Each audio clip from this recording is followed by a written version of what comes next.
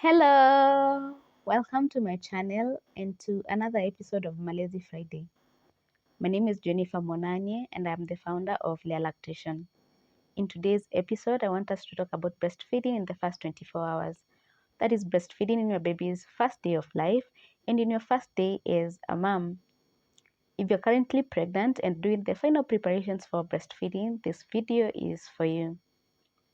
Now, what happens in the first 24 hours in terms of breastfeeding depends on how you labor and birth. If there are complications during labor and birth that lead you to being separated from your baby, that definitely affects breastfeeding. If your birth is mechanically assisted, for instance, it's a forceps or vacuum assisted birth, there may be injuries to your baby's face or head. This may affect their latching or breastfeeding because breastfeeding involves lots of facial muscles and cranial nerves. If your baby has some challenges breathing after birth, for instance, they do not let out a cry immediately after birth, leading to them being suctioned, which in some cases is forceful. They may get into a fight or flight mode, refusing to open their mouth to latch as a form of self-preservation. In cases where you are heavily medicated during labor and birth, the medications may transfer to your baby's bloodstream, making them extremely dizzy to latch and breastfeed. These are just some cases of how labor and birth can affect breastfeeding. Typically, if your labor and birth are uncomplicated and you or your baby do not need any interventions, once your baby is born, they are placed on your chest for skin-to-skin contact. They are covered with a clean cloth to keep them warm, and the process of breast crawl starts. The breast crawl is the most beautiful process to watch. It's how your baby naturally finds the breast, latches, and has their first breastfeed. Did you experience the breast crawl? If you did not, worry not. You can always replicate it with your baby once you are home from the birth center or from the hospital.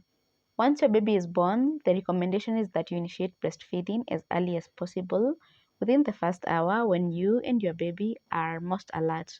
You may still be finishing up the birth process like delivering your placenta or getting some stitches if you need them, but you can still breastfeed within that first hour. The breast milk that your baby feeds on in that first breastfeed and in the first 24 hours is in colostrum phase. It's a sticky, concentrated yellow substance, but in some cases it may be clear. You will produce very small amounts of colostrum, but that's enough for your baby because their stomach is so tiny during the first day. They'll be needing about 5 to 7 ml of the colostrum per feed in their first day of life. It's important that you do not pump this colostrum because it's very sticky and it will get stuck in the pump pads and you'll end up losing it, yet it's been produced in small amounts. Instead of pumping the colostrum, losing it in the pump pads, hand express instead. You can hand express into a spoon or a medicine cup and feed the colostrum to your baby. If you collected or harvested colostrum during your pregnancy or during your prenatal period, this is a good time to offer it to your baby. In many hospital settings, the first 24 hours are when breast milk substitutes may be introduced to your baby by healthcare providers that may not have lactation knowledge. If this is not your choice, ensure that you communicate this clearly. If you are at risk of delayed establishing of breast milk supply, for instance, if you are a first-time mom or you have some endocrine challenges such as diabetes or polycystic ovarian syndrome, or if your baby is at risk of hypoglycemia, such as if they are preterm or they are macrosomic, collecting or harvesting your colostrum during your pregnancy or in your prenatal period is a great option as long as you're cleared by your doctor to do so. In the first 24 hours of you breastfeeding your baby, there's likely to be discomfort because your nipples are extremely sensitive. Remember, it's discomfort, not pain. If you're experiencing pain, it's likely because of a shallow latch. Unlatch your baby and relatch them. You can ask the lactation consultant at the hospital or the birthing center to support you in this. After the first breastfeed, you and your baby will fall into deep sleep. Remember to wake your baby up to breastfeed. Do not let them go for long stretches without breastfeeding. Frequent latching and breastfeeding is very important to you establishing your breast milk supply. Remember how breastfeeding works. If you do not, please check out my video on this. If your baby has been asleep for too long and you need them to wake up to feed, you can wake them by gently tapping the soles of their feet or by reducing their coverings or blanket. When they are warm, they tend to sleep more.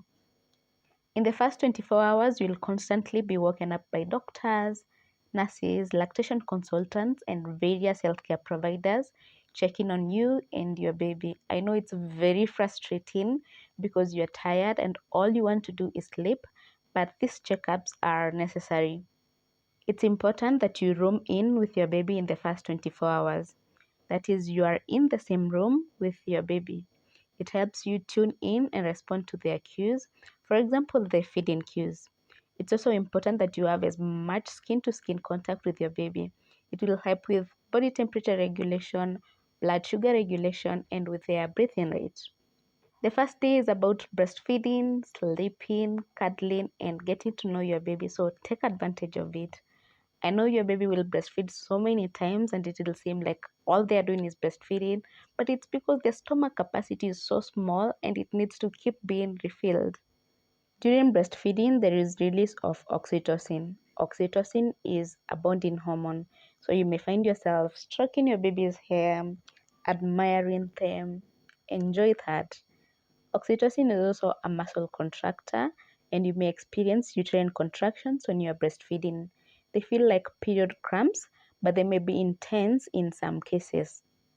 In your baby's first day of life, they're likely going to have at least one wet diaper and one dirty diaper. The first stool that they pass is called meconium. It's dark in color, containing bile, some hair, and amniotic fluid. You breastfeeding your baby helps them pass meconium that contains bile, preventing its buildup in your baby's bloodstream, reducing the risk of jaundice, which is the yellowing of skin and eyes. If you have a birth center or a hospital birth, several healthcare providers will tend to you in the first 24 hours. If you have a home birth, please know your resources, that is, who to reach out to for support with different needs like breastfeeding. I know many moms say that they felt like nothing was happening on the first day because they were just resting and their body was sore, but a lot is happening. You are healing, your baby is learning to latch, you're learning to breastfeed, even if you cannot feel the milk transfer, because the breast milk that you're producing at this point is in very small quantities, but you are doing a lot and you need to rest. This is not the time you want to be doing everything. Have as much support as possible. Have someone supporting you. It could be your mom, your sister, your friend, your partner, or your preferred support person. As your support person supports you, soak in all the little cuddles, admire your baby, learn them, and enjoy the moments. I'd love to know what your first day of breastfeeding was like. Please share in the comments. I hope you found this video useful. In case of any questions or comments, please let me know in the comment section below. I'll be sure to respond to them. Thank you for being here. I'll see you in the next episode of Malezi Friday next week.